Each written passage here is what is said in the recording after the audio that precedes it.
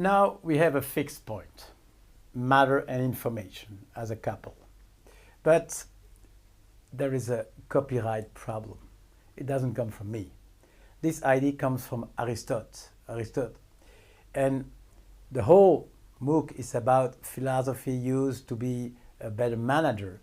So this video, I cannot resist to talk a bit about Aristotle, because he is the ultimate inspirer for all what I have done. And Aristotle, I still ask myself, how is it possible for such a man to have done so many things? And in a way, philosophy is like a huge set of fixed points. A philosophical model can be used as a fixed point, all of them. We will use matter and information, but probably now I realize that's the added value of philosophy. It offers you fixed points. And I just want to detail a little bit one of those models, because it's a combination of thinking, a fixed point, etc. Aristotle said thinking happens in 3 steps. The first thing is you have an idea. You think about something. That's number 1. The second thing, you think something about it. And the third step, you can deduce something from this judgment. Stay with me, it looks like abstract, but I'll show you exactly how it happens. Here you see the 3 steps. I think about something, I think something about it, and then I can deduce something. You have the 3 steps of thinking.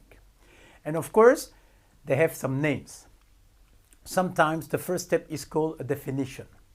Can be. Sometimes the second step is called a statement.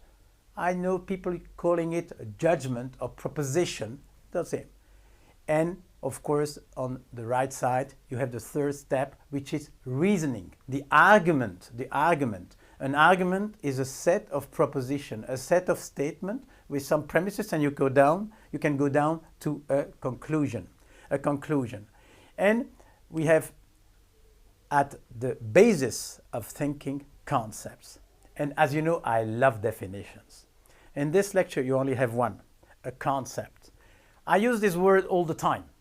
And a concept is the step number 1 in the thinking. Suddenly, you have something in your mind. And as you can read on the screen, it's a mental representation. It is necessary to think. You can use it to do lots of things like categorization or, learning, etc., etc. The concept is number 1. The second step, I told you, is judgment. And the judgment is you think something about it, and then you have the reasoning, the third step. Of course, it can be expressed in a formal way. I use it very simple. A, the concept. A judgment appears in the form A is B. The table is beautiful, or Brussels is in Belgium, etc. And the third step is called reasoning. Reasoning, of course, you have many different kinds of reasoning. I took the most simple one, the syllogism. A is B, B is C, and then we can tell A is C. And this is as a tribute to Aristotle. We have to go back sometime to this man because he's so brilliant. Now, before closing this video, let's have just a minute about the criteria. How can you assess the quality of a concept, of a judgment, of a reasoning? The criteria are different. The only criteria you can use about the concept is it useful? A concept, we saw that in lecture 2, I believe. The concept is never true, because if you want to conceptualize, you have to forget. So you cannot have truth. The only way to assess a concept is it useful. The only way to assess a judgment is truth. A is B, it's true or it's false. So truth is the criteria to assess the judgment. And the third step, the reasoning, is never true, never false.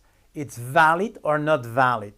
And then, just to close this video, you have the 3 criteria. Don't confuse. You never have truth on the concept side. You never have truth on the reasoning side. Validity here, usefulness here, truth only exists in the middle, in proposition. Well, this is like a tribute to Aristotle. So we'll be back soon with our fixed point, matter and information, and we will move forward.